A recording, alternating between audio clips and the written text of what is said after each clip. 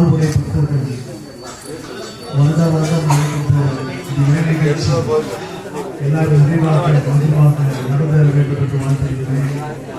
இந்த நிகழ்ச்சிக்கு வருவதற்கின்ற மரியாதைக்குரிய ஊரூர் சாமி அவர்களுக்கும் முன்னாள் தமிழக அமைச்சர் மதிப்புக்கு மரியாதைக்குரிய திரு சேமண்ணா அவர்களுக்கும் மரியாதைக்குரிய அமைச்சருடன் கலந்து முருகேசன் அவர்களுக்கும் மற்றும் நிகழ்வில் கலந்து கொண்டிருக்கின்ற அரசியல் கட்சி பிரமுகர்கள் நற்பணிமன்ற அறிவர்களுடன் நம்முடைய அன்பான வழக்கை தெரிவித்துக் கொண்டிருக்கிறேன். சூழல் அனைத்துக்கும் ஒரு மிகச்சிறந்த எடுத்துக்காட்டாக விளங்குகின்ற ஊர், அதில் இறை பக்தி என்பது அனைவரும் எடுத்துக்காட்டாக இருக்கின்ற இறை பக்தி. இந்த நிகழ்வில் கலந்து கொள்வதற்காக மிக்க மகிழ்ச்சி அடைகிறது. அனைவருக்கும் நம்முடைய அன்பான வணக்கத்தை மாற்றி சொல்லி விடுவதற்கு நன்றி. வணக்கம். ஜெயலலிதா முருகபுத்திர சார்பாக ஒவ்வொரு வருடமும் நல்ல முறையிலே இந்த அன்னதானம் நடைபெற்றுக் கொண்டிருக்கின்றது.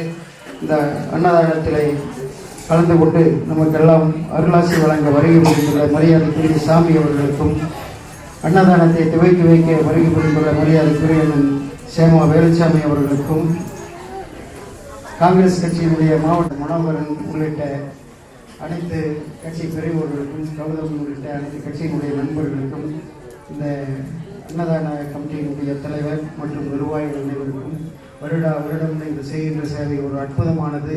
எது நின்றாலும் முருகர் பக்தருடைய அன்னதானம் நிற்காது என்பது ஒரு சாஸ்திரமாகவே அமைந்திருக்கின்றது. எனவே இந்த பணிகள் சிறந்த முறையில் நீங்கள் நடத்த வேண்டும்.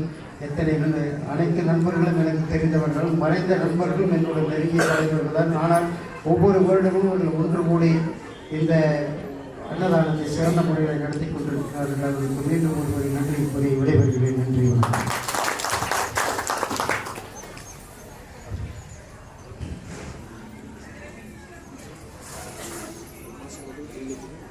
3000 பேருக்கு அன்னதான உணவு தயார் செய்யப்பட்டுள்ளது.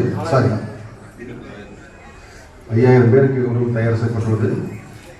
பதுவம்பள்ளி பிரபஞ்ச அமைதி ஆசிரமத்திற்கும், சூலூர் பேராட்சியில் பணிபுரியும் சுகாதாரத்துறை பணியாளர்களுக்கும், சூலூர் அரசு மருத்துவமனையில் உள்ள உள் நோயாளிகளுக்கும் இங்கிருந்து உணவு மனிதநேய சன்மார்க்க அறக்கட்டளையில் தங்கியிருக்கும் ஆதரவற்ற மக்களுக்கும் இங்கிருந்து உணவு வழங்கப்பட்டுள்ளது.